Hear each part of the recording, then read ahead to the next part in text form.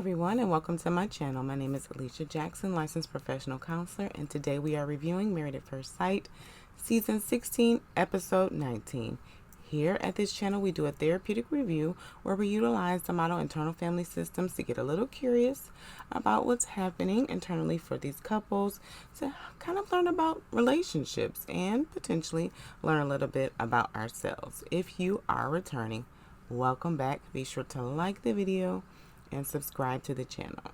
Now let's get started. First of all, I have to say, this is episode 19, and Maths thinks they're slick because I looked at last season and I did 19 episode reviews and it included both reunions. So they snuck in extra episodes on us this season, y'all. Just want y'all to know that and be aware of that, because we're in episode 19 and we haven't even got to decision day yet. So you ain't slick. Okay, let's get into it for real this time. First, we have Gina and Clint. And so Clint is doing a confessional. He's talking about like, hey, I really can't believe Gina said the thing she said. She didn't tell me about it. And then she said it in front of the experts. And it just felt like a dig. It really felt like a dig for him. And he just feel like it came out of left field. He was blindsided. And I definitely understand, as I talked about last review, that Gina definitely, I feel she's been feeling these things. I know in the after party she said something different, but I do feel like she has been feeling these things and just hasn't shared them. I feel like there is a part of her that is very reluctant to be truthful. She even talked about that with the girls when they had their outing at the end of the episode. Was very reluctant to share truthful things, and I understand the truth can hurt. There is a way though for her to speak the truth without it being a dig at Clint, though, right? Because there are preferences, and so despite all of that, he chooses to still take her out on a date because everybody's going on their last date before decision day, and they do horseback riding, and Clint is bonding with the animals, as we could see that he is definitely a person who really has an affinity and love for animals. And they sit down. The energy is very awkward as they're on the horses. There's not much interaction between them two, and they're at the picnic site and they're talking with each other, and Clint brings up the meeting with the experts. He says, hey, so yeah, I'm bizarre. What's up with that? Right? There's a part of him that's like, tell me more about this. I'm confused. Like he said, I'm very perplexed. There's a part of him that's trying to understand where Gina's coming from, which I get. And she said, well, first she tried to say that she didn't say it, and then they rolled the clip back to play that she said it. But I'm like, how did they do that when at the picnic? Because they definitely didn't roll the clip back at the picnic. But she said, well, Clint, you are bizarre. You have a big energy. You're drunk. And he said, yeah, like on special occasions. But he said, okay, I am eccentric. I am. He said, I know I'm acquired taste, right? I don't feel like there's anything wrong with Clint being Clint. Like I said last week, I feel that Gina maybe can get curious about what it is that is for her, right? The reason why she is activated, doesn't feel comfortable about being with someone who is comfortable with themselves. Now, she did say that that's just not something she finds attractive. Now, that's different. I think that she can say that, I just realized that I thought I wanted somebody who was really charismatic, but turns out I don't. And it's no dig against you, because you're fun. You bring so much joy to the group.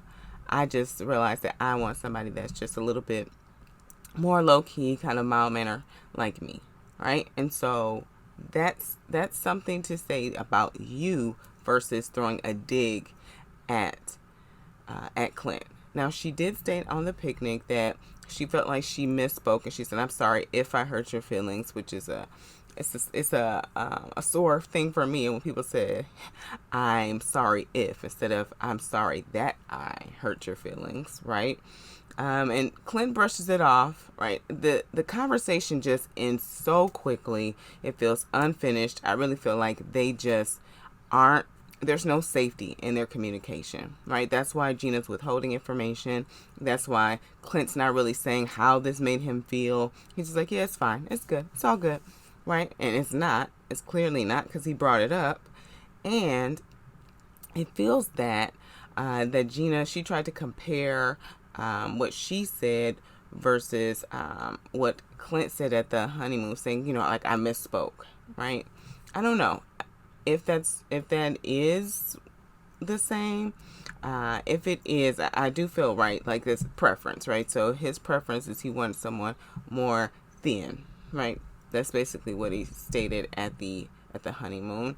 And for her, she said she wants someone that's more mild mannered, right? And again, there's a way for her to communicate that.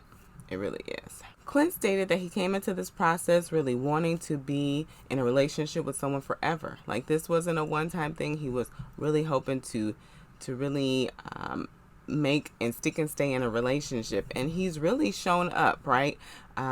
No, he even admitted when he was with a gentleman that I haven't been a husband to Gina, and showed up and made her feel like a wife. Like I haven't, and I take that, right? And at the same time, it would have, right, been nice for her to communicate that to him if this was something that she wanted him to truly work on. I think a part of her, and I've always said this, a part of her has already made her decision about Clint. And so, like, she's in it, but she's not all the way in it. And still, I truly believe that there's also a part of her that's kind of fond of him, too. And it's like looking for him to show up in a certain way for her, but because he hasn't, then now I'm going to say all of these things that I don't like about you.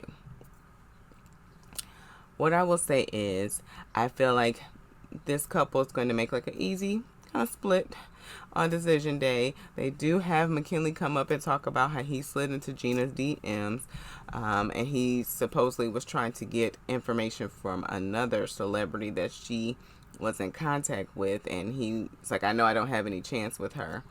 I really feel like in that moment, McKinley's just trying to do a preemptive DM to do the real DM after decision day. That's just what I feel. Anyway, since he's off the show and him and Dom are divorced, I feel that maybe, hopefully, through this process, Clint will find his person. Gina will find her person. I really feel, too, she stated that sometimes Clint can be young and he's not mature. She did speak to that. And I feel that Clint has a big part of him that has a passion for fun. And we talked about this later in the episode where they're sharing their stories in their childhood. Clint's parents worked their whole lives. He witnessed that. And he's like, yeah, I'll do work. I'll do my 40 hours, but I want to enjoy my life. I want to have fun. And that's why he was even asking Shaquille, like, do you and Kirsten have fun together? It's a passion for him. And some of us, we do. We have childlike parts. It's not a dig, right? And also, I do see how Clint has handled himself in a mature fashion through this. So I want to know more about what Gina's saying when it comes to him being childish or immature. That if it is his big personality and she wants him to be reserved, and she's viewing that, or part of her is viewing that as childish or immature because he's so charismatic.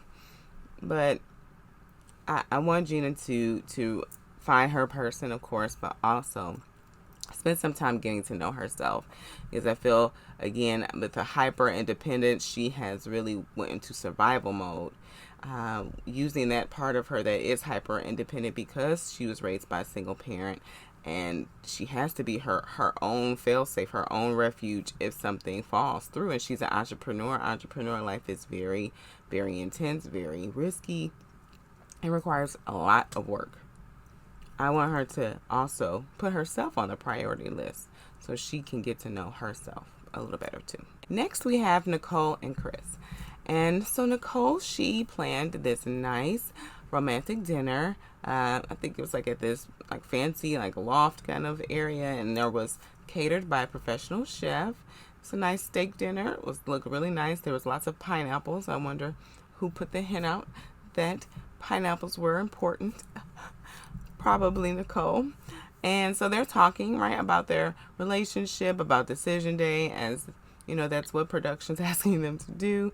And so Nicole is saying, like, I like the fact that we're really comfortable with each other. I really enjoy that. And I'm also concerned about us becoming too comfortable. Like, I don't want us to get to a space where we're not doing the work. Like, we're not doing the work to stay engaged and connected with each other. And Chris is like, I hear that. Well, my concern is I want us to continue the communication. I want us to make sure it's always open, because, if we go months without living with each other, then maybe, we're going to need that communication to keep us close. Now, Chris. Okay. So this is what I see. This is truly what I see.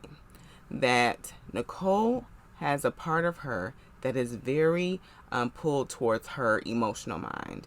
And Chris has a part of him that's pulled very much close to his like rational, logical mind. And that's a way for him, right, to protect him from being walked over, being, wrapped up in his feelings so much so, right, that he continues to just put others' needs before himself. Well, he still does that. But it seems like there's some things that Chris is not saying. I understand pragmatically, right? Pragmatically, it makes sense, right, to have decision day first before moving in with each other, because he doesn't know if they're going to say yes on decision day, and to put money into a place together, sign a lease, that doesn't make pragmatic sense. I hear him on that. I hear his logical mind. However, it doesn't take into consideration the emotional aspect of that, the feelings that are involved, as Nicole is. He knows Nicole. Nicole has anxious parts up about relationships. She presents as someone who does potentially have, right, anxious attachment. And so she's in a situation where she already has parts of her saying, well, what if this happens? What if that happens? Well, okay, so there's a part of me that's wondering, like, are you postponing living together because you have concerns about a relationship? So these parts are speaking. And I'm not saying that he needs to manage her parts, but I think that meeting her and having open communication would help to either let her know where he is, or to say, we're of course going to say yes on decision day. I just want us to do one step at a time. Or, okay, we're going to say yes on decision day, and let's make a plan, 4-month, 5-month plan about how we're going to join apartments together, or what it's going to look like for us. Is there a part of him that's concerned about living with Nicole? Maybe he feels like that some of her parts are a bit too much for him, and he doesn't want to say that because he doesn't want to reinforce those thoughts that she's already having about herself. Nicole does. She has parts of her that pull on the energy of others, to nurture her, to reassure her, to attend to her. She does do that. And that's something for her to continue to get curious about and work through in her healing journey, as it's definitely been an unmet need in the past, right? It's been an unmet need in the past, and so it's something that she is pulling on for Chris in this relationship. Now, if he's feeling like that's too much for him and he needs a break, there needs to be some open communication about it, right? There needs to be some open communication about it, because the passive communication, by not saying anything but your actions are saying something different, that's going to completely put Nicole in a tailspin. There still is a part of me that feels like this is just made up drama, though, for production to make sure that every couple feels like, ooh, we don't know what we're going to say. There's still that part of me that feels that way. But if this is truly genuine and Chris is feeling like he needs some time away from Nicole, that's something for him to get curious about as well, because this is a marriage. And she's saying for her that she really needs to do some thinking about if this marriage is something she wants forever and not just because this is great right now. And even Clint said to Chris that, hey, like, I want you guys to have an argument. I want you to have an argument so you really truly know if you can make it. I also want them to have some conflict, not an argument, but conflict. And this apartment is an example, like this lived situation is an example of a conflict, and it feels like they're avoiding it. Or specifically, Chris has a part of him that's avoiding it, that's pushing back. And maybe it's because he doesn't want to have this heated discussion on the cameras. I don't know. But there's some avoidance there. And them having some conflict will help to even increase their intimacy in their relationship, because there will be more trust there and they'll pull closer to each other. But man, Chris needs to speak his truth. He does. Whatever it is, whether it's something that's really pragmatic or if he has some concerns about Nicole. He needs to speak his truth. He truly does.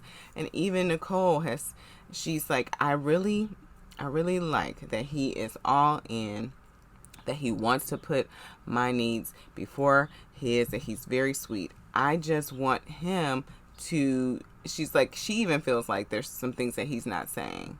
All right. And so I want Chris to be honest. And I also want Nicole to become more secure in herself. It's going to take time. It truly is, because these are really trauma responses. There are parts of her who have dealt with pain in relationships. She's talked about some of the really harmful relationships she's been in. And so because of that, she's got parts of her that are like, make sure that doesn't happen. Make sure, oh, what does that look mean? Is he saying this and thinking this, right? So she has these parts of her that are putting her on alert, so she doesn't get comfortable in a relationship, because she did and she got hurt. That's for her to spend some time with. I want her to definitely continue on her healing journey. Do I feel like this couple's going to say yes on decision day? Absolutely. I also want them to continue to work on their communication and feel honest with each other. It is very new, though. This is 2 months, right? So they have a way to go. Communication, like I said, it's an ongoing wave in a marriage. It just is. And so it's something that they can continue to work on, but also have a sense of safety with each other about being open and honest with each other. It's so important. Next, we have Shaquille and Kirsten. And so they go on this date, which is very cute. It's a very cute idea. You know, they're in Nashville, and Nashville's known for their music scene, right? And so they make a song together. They have this songwriter. They make a song together about their journey and their relationship. Hilarious. Both of them, this is where both of them really shine, right, at their best. They have this like playful energy, and they play into each other, and they have moments of fun. Clint, they do have moments of fun. And Kirsten, I give her kudos. Such a brave soul for singing on national television. I think she's aware that she doesn't have the best singing voice, and I'm glad and I'm hopeful that she's still sticking with, you know, her job of being a real estate agent. Okay, but they had a song, and even the lady was so encouraging. God bless her. Saying Shaquille, you know, is a songwriter, and Kirsten is a songstress. I don't know about either of those things, but they make a song. They had fun, and it made Kirsten feel a little hopeful about their relationship. Think about the good times they've had with each other, and she's like, okay, this is it. This is what I enjoy. This is what I enjoy about me and Shaquille being together.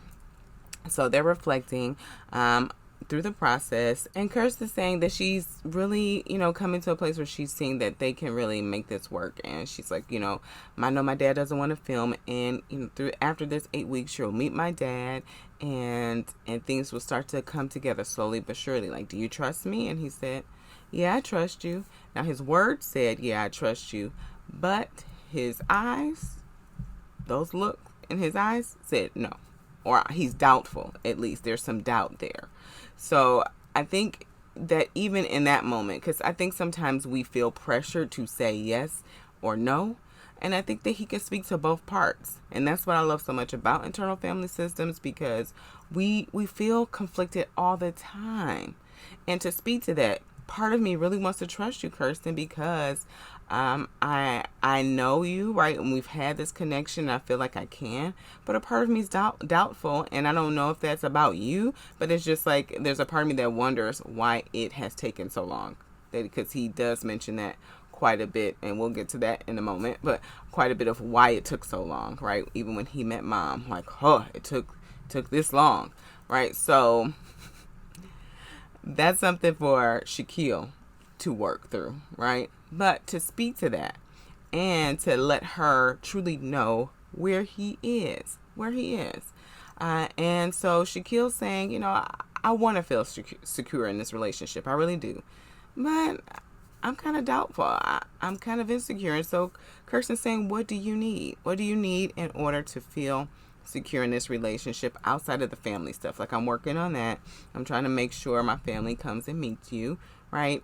And he said, yeah, that's a part of it. It is. And at the same time, too, like, when things are in the moment, in the paint, things are missed. He's talking about the support. He's coming to that support thing. He said, Kirsten, you make requests of me, and I feel like I meet you. I meet you where you are. But when it comes to my needs, like, it feels like I'm holding out. I'm holding out on some things. And so for him, the biggest things have been support in her family, right? Supporting her family. Do I feel like he has unrealistic expectation, that a part of him has some very childlike, young, and it's not a judgment towards him, but it's saying that this part of him that has this expectation is young. It's young, it's a childlike part, and it is coming from a place that maybe is not fully logical, right? It is coming from a place that doesn't really have understanding of nuance. And so that's why Dr. Pepper was like, yeah, like, not every family is the same. It's because it's coming from a place, and you even heard it, where he's like, I met Kirsten's dad, and now I want him to be a father figure for me. That's what this is. That's what it is. He wants this family that he never received. He wants this family. I just had me and my mom, and yeah, I had my family, like my extended family, but I want a family. And that's what he's been like yearning for and wanting. And yes, that's beautiful. And at the same time, Kirsten is, whether she has reasons why she's taking this slow, if the family has reasons why they have been reluctant to meet him, they're there. And Shaquille can maybe, potentially, work with his younger person and even himself to understand, right, that things take time, and things don't always go the way we want, right? But this little one is like, why have I waited so long? Why did I have to wait so long for the family? I hear you.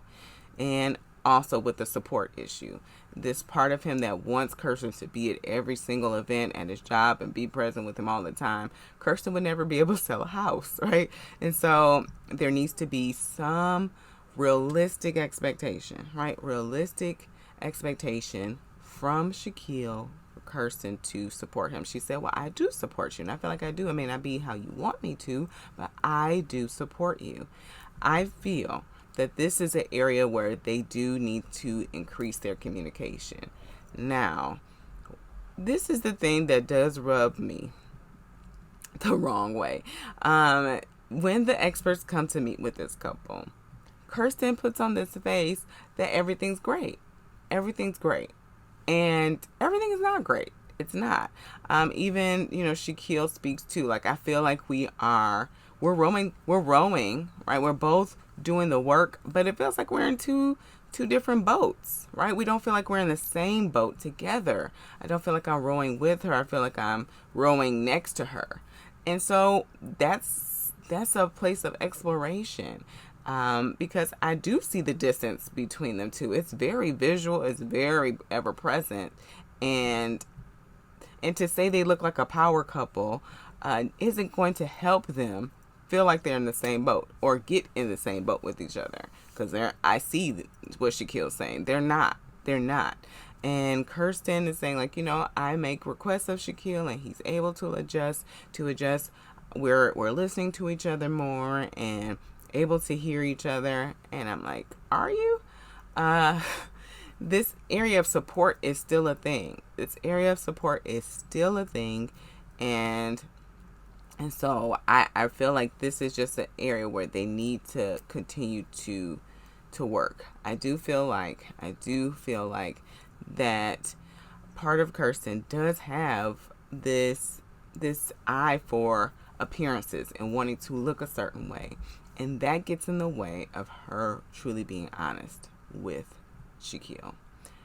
And that's something for her to get curious about, because I think it could be potentially, this is like an instinctual thing. I don't know if this is really true for Kirsten, but her parents were divorced, and sometimes it could come with a little shame, like being the child at the school whose parents live in different houses and being the person, right? And so there's like an appearance to want to have. I want to have a mom and dad. I want things to look nice, right? I want to look nice.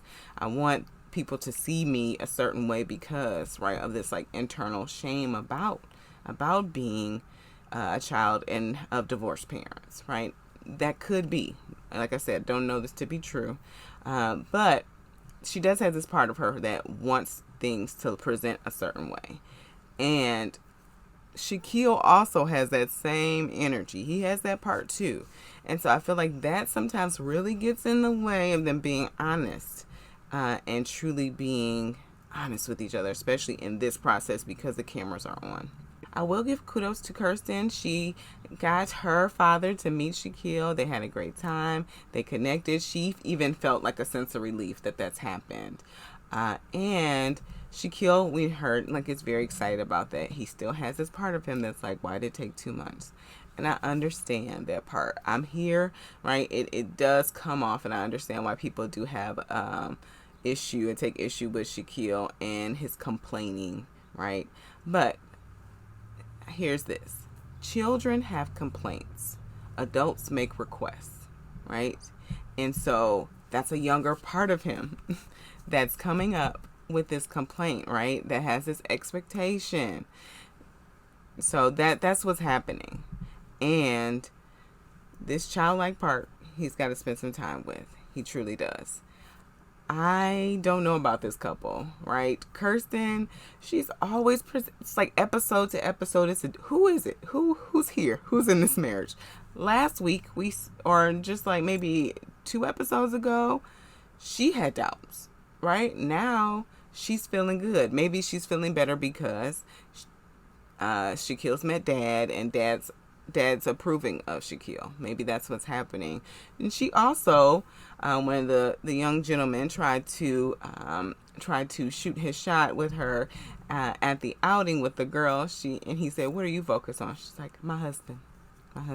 And I understand dating is, and she said, I'm so glad to not still be dating. It is a lot to navigate in the dating world. It can be very stressful. And I also have a video about that if you want to check it out, of what is the P in the dating pool. Yes, so check that out if you are interested.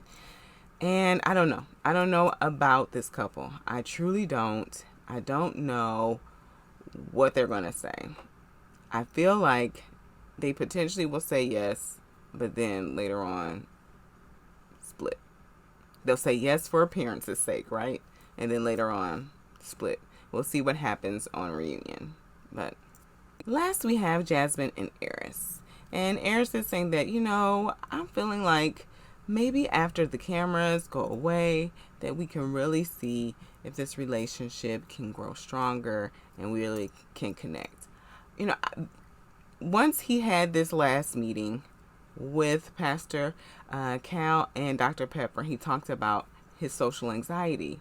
I said, I thought so. I thought so.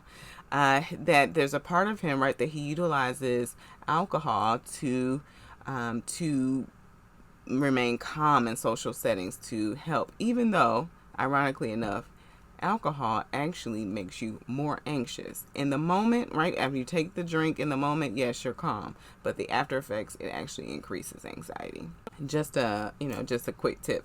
But I knew it. Like, I knew that there's like this social awkwardness. You can tell in his facial expression, and he sometimes doesn't know how to navigate social settings, right? And he really truly relies on that humor. He relies on the humor. Jasmine appreciates it. She does. And at the same time, he's relying heavily on that humor to navigate social situations, especially this one where, it's on camera. So I do feel like that there is some pressure that he's feeling from this process. I do. And I also feel that he is still, right, he doesn't truly have like the tools to really pull in and connect with her, right, to where he's still learning a lot. And Jasmine is being ever so present. It's been an emotional up and down, ups and deep downs for her through this process. And while I appreciate Eris's appreciation for Jasmine and how she has conducted herself, at the same time, it's like that appreciation only goes so far. And like Jasmine stated, I need more. She says it though on camera and confessionals. She says it with the girls. However, she doesn't say it to Eris. I don't see it. I don't see where she says it to Eris. And they talking about how she's speaking up. She probably is. And at the same time, she doesn't seem to feel comfortable to speak to Eris and say, I need you to be more intentional. I truly do. Like, I need you to be more intentional about me and my needs to feel secure in this relationship. I don't, because you're hot and you're cold, right? She said that with Pastor Cal and Dr. Pepper, right? And so, yes, they've grown and they've used some tools, and Dr. Pepper is impressed, and Pastor Cal is encouraged by their closeness and hand placement and him grabbing her, all the things, right? And I understand that physical touch can be like a symbol of intimacy and connection. And that's what I feel like why Pastor Cal gets so hung up on, like, have you connected, physical intimacy, have you, like, he gets so hung up on it. I get it. However, there are so many missing pieces before we get there. Like, how can Jasmine give of her body if she's feeling like one day Eris is in and the next day Eris is out, right? And that wasn't really spoken to. At least I didn't feel in this moment with Pastor Cal and Dr. Pepper. That's something to speak to. I feel like, and it really, and I've said this before, but I even have like a clear sense that because these experts pick the couples, they have a natural bias. That they want them to stay together because they picked them, right? It makes sense. Like, if you match with, if you are a person, you hook and connect your friend up with another person, like, I think you two would work well together. You're going to root for them because you want to be right. Like, you want to know that you were right in this match. However, and it's like, that's not a dig on them. However, they need neutral parties, objective parties to come in to help these couples, right? I feel like Eris and Jasmine are on their way, but it is slow. It's slow. I mean, it's like a glacial pace, especially for it to be decision day, like in 2 days or the next day. Like, that's, how is Jasmine going to be able to make a decision? how is Jasmine going to be able to make a decision? They did speak to the fact that they are connecting. Jasmine saying that Eris is checking in up on her more. They're hugging. They're greeting each other. Um, that's a basic stuff, right? Basic stuff. We have to be honest about that, right? But Dr. Pepper is encouraged. I understand. Progress is progress. I'm all for that. Progress is progress. And at the same time, decision day is tomorrow, right? So progress is progress, but decision day is tomorrow. Like, both of these things are very true. Okay. And so Pastor Cal asked a great question. I feel like, how do you feel like you have rubbed off on each other? And so that's when Air speaks to like him feeling a sense of calm. He doesn't really need the drink when he's with Jasmine. What he's really communicating, whether he knows it or not, is that he feels safe with her. There's an emotional safety with her. He can trust her. That's why he appreciates the calm that she brings, because he's like, oh, he's like tapping into her calm because he has all this internal anxiety. He really does. He doesn't really speak to it very often, but I can very much see that that's what's happening. And so he finally did speak to it. And so Jasmine said that she feels like, she is more assertive. She's speaking up more. And that is, that's because of Eris and his encouragement and pushing her to do so. And Pastor Cal said, yeah, that's you connecting. That's intimacy. That's a part of it. Yeah, absolutely. It is. Eris feels safe and secure with Jasmine. Jasmine does not feel safe and secure with Eris. This intimacy is a bit one-sided. And I don't see how they didn't see that in this situation. I don't see how they didn't see that in this session. I don't see how they didn't see that. And I feel like what blinded them was their bias. Right? Pastor Cal seeing him, touching her leg and holding close. That's beautiful to see. That we haven't seen that in the 8 weeks or the 19 episodes we've been watching. We haven't seen that. So that's great to see. However, it doesn't speak to because Jasmine has this part of her that is not going to be upfront. It's going to be a little hesitant to be truthful, like fully truthful. And she did not come with, I need you to be more intentional. Like, I need you to show up. I need this. I need this. I need this. She did not say this, right? In the session with them, just off camera or with the girls. And so that's telling, right? That she doesn't feel safe. That she doesn't feel safe with him. And so Jasmine and Eris have their last date. And they are doing I don't know if it's a rowboat or paddle boat, whatever you call it, but they're in a canoe together. And it did kind of catch me a bit back that Jasmine was in the front and Eris was in the back. It's very indicative of their relationship, don't you think? But she's in the front, she's leading, even though, all right, he is the masculine energy in this relationship. And his role of protector, I know, we don't try to have traditional gender roles, and at the same time as the male in this relationship being the protector, taking the leadership role, right? It's just a part of something that instinctively, right, happens. However, because Eris doesn't have that, he's kind of like a fish out of water. So to speak. He doesn't know what to do, how to do. And so I'm really hoping that if they do say yes on decision day, which I kind of feel like they are, that Jasmine's dad will really take him under his wing. And I feel like because their family have this like patient, gentle nature, that Eris could potentially, if he's open to what dad's saying, and it feels like he is open to some degree, he just doesn't realize how far away he is from the goal. He does it. But if they do say yes on the decision, I'm really hoping there could be like a mentorship, kinship, that can happen with her dad, so that he can know, like, bro, you're supposed to be in the front of the canoe, and your woman's supposed to be in the back, so that if something happens, you can guide the ship. You can be her protector. You can stave off, right, anything that comes in the water that's going to hurt her, right? That's your role, right? That's your role. as her protector, as her husband. So Jasmine did say that when they're doing these activities, when they're outside the apartment, she's really feeling like, oh, maybe Eris is in this. Maybe he is in this relationship. You see, this is an uncertainty. This is a situation that's unlike Nicole, right? Where Nicole's questions are coming from internally, their trauma responses. They're parts of her that are protecting her. In this situation with Jasmine, she's like, I have really, really valid. And I'm not saying Nicole doesn't, because this whole housing thing, right? And at the same time, Eris is still not showing up for her and giving her that security, right?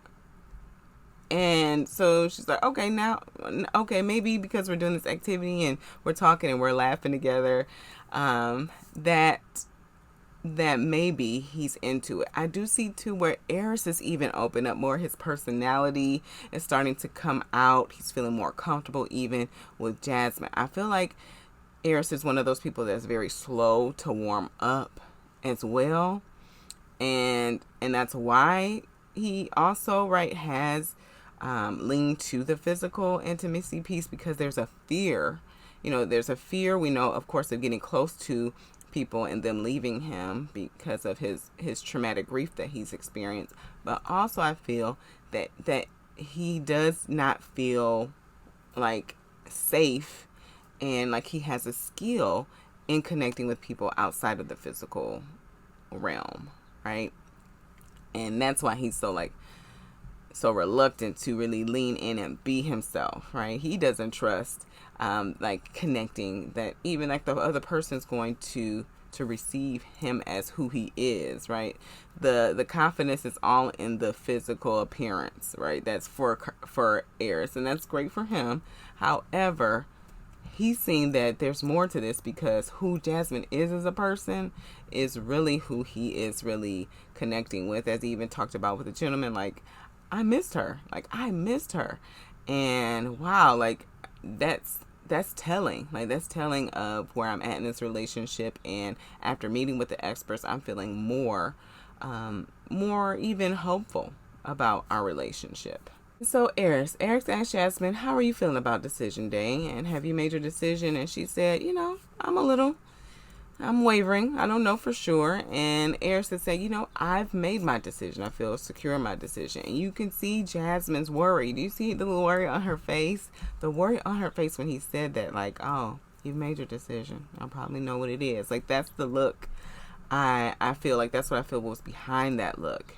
And she said, I've given 1,000%, and I just need to feel and be secure in that peace that whatever happens, right? I have no regrets.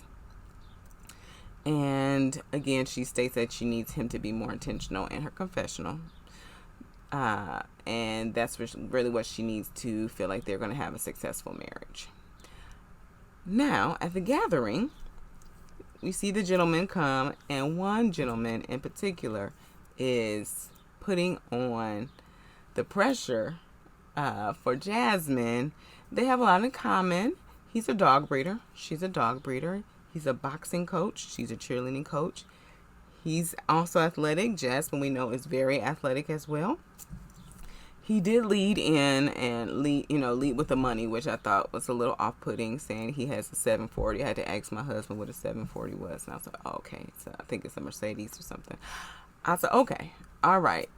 But what stands out more than anything, right, as me as a clinician, a therapist, is he made her feel wanted.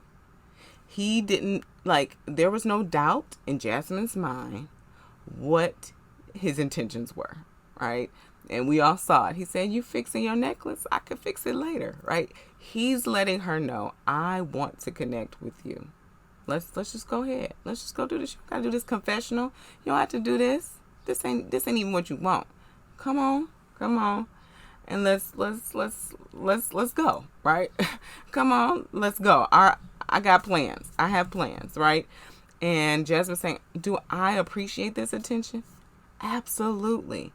And so this is where Eris is dropping the ball.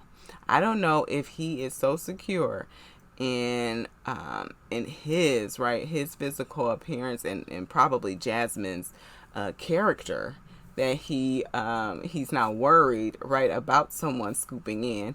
I'm grateful that Jasmine, is committed to this marriage. She is, and so she did not take the bait. However, with her needs going unmet for long, this is just a dangerous area in relationships. And not saying that there is an excuse to be unfaithful. I do not say that at all. I just say this is dangerous, right? This is dangerous territory for Eris if he's starting to open up. But Jasmine isn't truly being honest about what she needs from him, right? But then someone else comes in and meets that need. That's a bit dangerous. Now, I do feel like this couple is leaning to saying yes, and a part of me is like, is this going to be like last season where everybody said yes, but then they broke up like after the fact? Like, is this going to be another season like this? But I do feel like they're potentially going to say yes on decision day, and I'm curious to see how it's going to bloom and blossom after the cameras go down and it's just them two. Curious, really am. You let me know your thoughts. Let me know your thoughts about these couples. Let me know your thoughts about how you feel about Maths slipping in like 3 or 4 episodes extra on us, knowing that this show goes on long enough. Let me know your thoughts. And if you are still with us, be sure to like the video, subscribe to the channel, and as always, be cool, be calm, be centered.